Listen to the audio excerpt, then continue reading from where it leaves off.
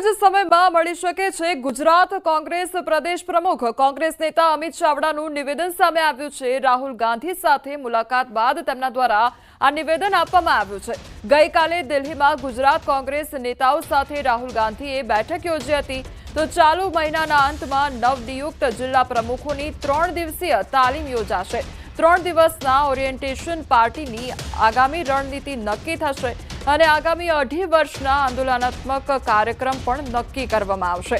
તાલીમ કાર્યક્રમમાં માર્ગદર્શન આપવા માટે રાહુલ ગાંધી પણ હાજર રહી શકે છે। પ્રદેશ કોંગ્રેસ સમિતિના પ્રમુખ તરીકે પણ કોંગ્રેસના વરિષ્ઠ આગેવાનો સાથે ગઈકાલે હાઈકમાન્ડ દ્વારા આદરણીય રાહુલજી દ્વારા કેસી વેણુગોપાલજી દ્વારા વિસ્તૃત રીતે ચર્ચા કરવામાં આવી છે।